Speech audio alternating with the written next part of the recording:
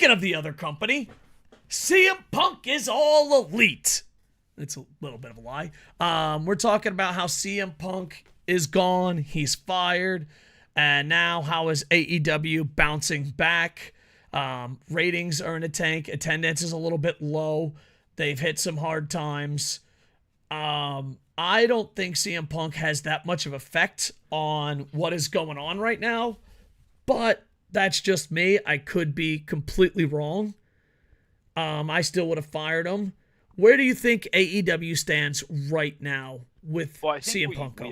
We all of us knew that show, the Collision show, was going to be a ratings bomb pretty consistently. Like, everyone knows that Saturday's a death night. Like, we knew it before the show ever started. Everybody was saying Saturday's crazy. Saturday's a death night. Mm-hmm.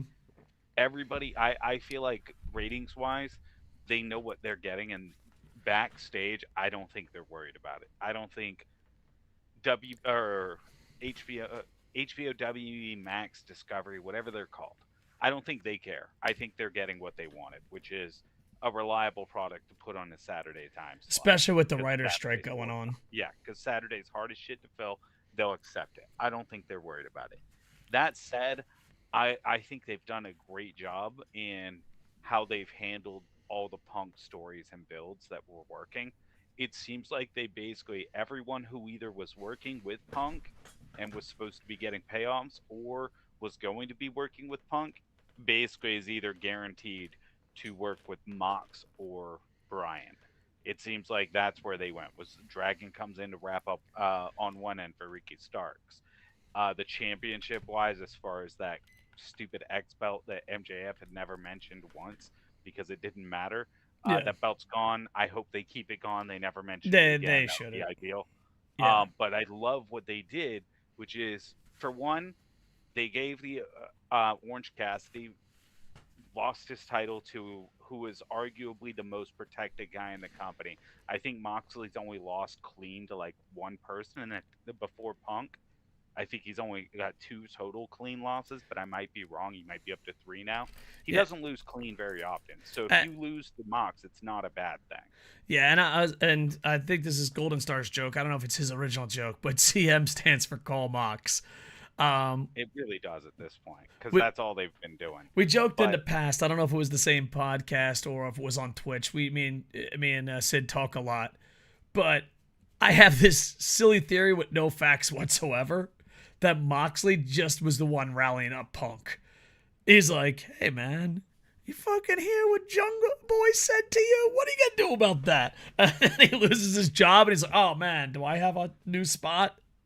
A little bit of sarcastic on that, but I just think it's this time of year is rough, and I think because of the big event in the UK, the WWE Sweaties came out at full force, and they weren't prepared for it. And I also worry that it's like CM Punk is gone. And I don't think that's the main problem. As someone that watches 4 or 5 different companies, I think AEW's problem right now is they're more worried about sports entertainment fans than pro wrestling fans. And I think that's a bigger factor because the last couple shows have been very sports entertainment. Well, let me, I know you don't agree, and I'll let you counterpoint in a second. If you're too sports entertainment, you are a second place WWE. Where if you're not to sports entertainment, you're an actual alternative. I think they're getting lost in the sauce with too much sports entertainment. If you're nothing but pro wrestling and you aren't giving a story that can keep people grasped, then what's your fucking point? Go be a Japanese. 100%. Great point. There's no stories and there's no sports. There's no stories in sports. No. What I'm saying is, good stories are important. Yes. I think it's vital to have some good stories on the card. 100%. Your wrestlers are great and have carried your entire promotion just by putting on banger matches. 100%. Your wrestlers are going to continue to put on banger matches because you have a fucking great roster.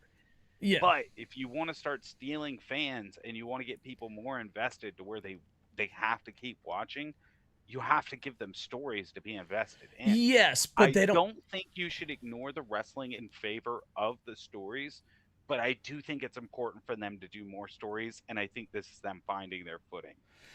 I agree with you, but there are stories that, like, there are stories in sports. Tom Brady's a story. Michael Jordan's a story. Kobe Bryant's a story. The Gators, the documentaries, you know, there are stories in sports. They just have to show that more often. I think they're going, because when you say sports more than entertainment, people are like, there's no stories. And it's like, all right, so there's no stories in Major League Baseball this year. There's no stories in the NHL this year. There's no stories. No. You want stories, but you also don't want, like, you to point at the screen and go, you know, the Leonardo DiCaprio meme, point at the screen and go, oh, that's WWE. And the perfect example of that, in my opinion, and I picked on her a lot, is, the Australian girl. Tony Storm. Tony Storm. You hate, but I everybody despise. loves that. 100%. But here's the thing. I think it's hilarious. I Tits think up, chin out, and watch out for the shoe is thing. awesome, but everything else is fucking garbage. Here's the thing. They're hiding the fact that she was killing me. They're hiding the fact that she can wrestle and the rest of the roster can't. That's the only reason for the gimmick. Well, okay, let's be honest though.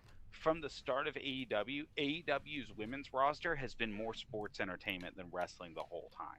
That's why Britt Baker's been at the fucking top. If it had been about the pro wrestling talent of their women wrestlers, we know damn well Britt Baker would not have been on the top. Hell, Paige wouldn't be the champ right now. No, I think Paige would have won the championship because I think Paige winning at that it's a story. Is just too good not to do. But I think she's dropping it next pay-per-view. There's no reason to keep it on her. She can't go. I'm sorry, Paige. I love you. You were one of the most promising women wrestlers of all time. But unfortunately, that injury ruined you. Yeah. I just think that there is corporate dick huggers, sweaties. I'm going to defend this company no matter what. You know, especially with, like, CM Punk's the perfect example. Like, if you want to do research on podcasters that said CM Punk was a piece of shit in AEW and now is pro CM Punk because he might be going to WWE, they serve no purpose at all. They are fucking worthless scumbags. But I think they're listening to those worthless scumbags too much. I think they're going towards, well, we got to be just like them. And it's, I don't know, like, a second tier WWE is Impact. We don't need another Impact. You know, when Edge comes, who gives a fuck? Oh, Edge is here. You know what I mean? Do you care? No. Have a vision, you piece of shit. That's all I'm saying. So I think CM Punk isn't the problem. The reaction to CM Punk is the problem. And I'm talking about company-wise, you know? Yeah. So, but yeah, hopefully they get it straight. All right. So, well, to continue the thought I was trying to do earlier, OC losing the title to Mox I thought was great because it protects OC, but also because it immediately sets up Moxley to take that championship. Because I think they were going to have OC lose the championship soon anyways, but I don't think it was going to be Mox. I think they put it on Mox because it lets Mox immediately sub into every planned storyline they had for the CM Punk story title. They can now have Moxley run with the other championship and continue elevating the belt from what OC had already done. And it can go overseas. The international title only in Winnipeg is fucking ridiculous. But I think it's really, really awesome that it seems like they immediately slated in storylines that were on the horizon for Punk. They just shifted them to Bryan and Moxley. It was really well done. And it also shows outside of diehard CM Punk fans and WWE diehard fans that he wasn't really that important. If you can be replaced like in an instant, how important are you? To be fair, he did get replaced by two top guys. Yeah. So it wasn't like they just replaced him with like fucking But mid-carders. there's CM Punk is their only star. Dude, if Daniel Bryan shows up on Raw tomorrow, you're sucking his dick. Oh God, yeah, everybody is. If Daniel Bryan was miraculously out of contract today, and just floated the idea of going back to WWE, WWE would be all over him. Yeah. It's How like much, Daniel? it's like when someone's like, I don't like Kenny Omega. I always say this. You will when he shows up in a Royal Rumble. WWE would pay so much for Kenny Omega. Yeah. Because, like, here's the thing. Everyone's saying that CM Punk is the only star. Daniel Bryan, Moxley, Jericho. Everyone's saying They would this. pay so much to get Moxley back. I think there was a report that Vince McMahon admitted that getting rid of Moxley was a mistake. Well, there was a thing that I just read it recently. It was John Moxley was basically saying how like the problem with being the dependable, reliable guy is eventually you get taken for granted because you're always there, you're always ready, you're always reliable. And he's like, and even when I was leaving WWE, Vince admitted that it took me for granted. Yeah. So I guarantee they would get Mox in a heartbeat, if only for their Shield reunion triple threat at a WrestleMania. They wouldn't even have to market it. They would just have Yeah, we just be on board. these three guys triple threat WrestleMania. It wouldn't matter if there was a championship involved, nothing. It's instantly a sold match. Like everybody's interested. Yeah. They would go for him. They would go for Bryan in a heartbeat. Yeah. They And would go okay. honestly, they go for most of the top of the card. I don't know how people get this idea about how AEW doesn't have stars when we all know that AEW roster would be if the whole roster became hypothetically AEW tanked right now, suddenly announced, oh my God, we've been lying about the business. We're horribly under. We're shutting down AEW effective today. All contracts terminated. Yay, we So many won. of There's them are only getting one snapped up company. That's what I immediately. wanted. We said Well, we no, won. not that. There's only one The company. hypothetical though is Yeah. I think for all the people who say AEW doesn't have stars, WWE is immediately calling MJF. Yeah. WWE is immediately calling FTR. WWE is immediately calling John Moxley, Bryan. They're calling up so many of the guys on this roster almost immediately. Even Andrade, I think, is getting a quick fucking call. Yeah, and on top of that, they'll be cutting a lot of WWE stars that will be headed to Impact, and then you can turn your back on them. No. What I was saying though is like everyone just keeps saying there's only one star or this is the only star power. I think when it comes to the most powerful guy, in my opinion, especially people here in Japan, it's Kenny. Kenny goes to WWE. That's the day I stopped watching AEW. It's like, okay. I don't think Kenny alone does it for me. Kenny alone does it for me. It's fine. I do love Kenny though. Because the thing is, like, the rest of the roster is sports entertainment fantastic. So it's like the aspect of AEW that I love leaves with Kenny. I can see that logic, but for me, there are lots of aspects of AEW that I love that have nothing to do with Kenny right now. Yeah. Who do you think is the biggest star? If you said the biggest star in the company, in your opinion, MJF. Yeah, you might be right about that. He's got the sports entertainment MJF ring. is undeniably the biggest star in the company. And know what's the thing? He is so fucking young too.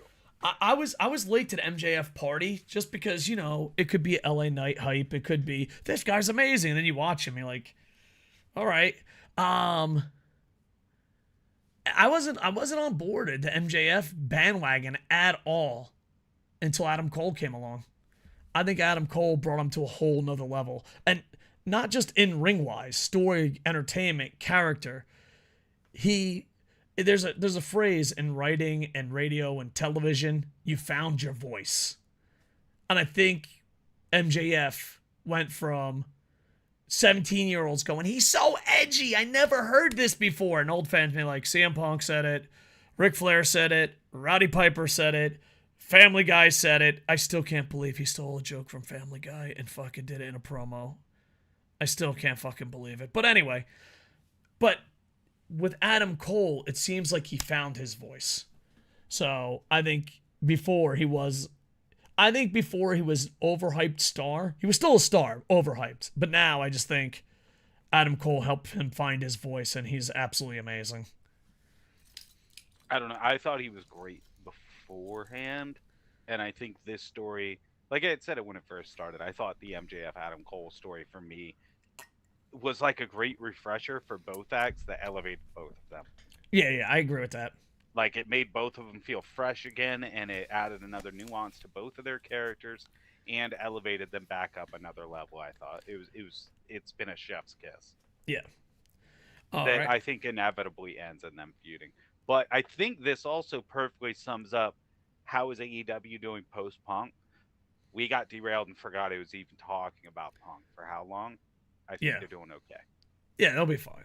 I mean, people that hate AEW will still hate AEW. Yeah. It's like, that's not changing. I'm not feeling like I'm missing a Punk shaped segment every week. No. All right, If right. anything, I'm enjoying the wider talent pool on Collision. Next segment.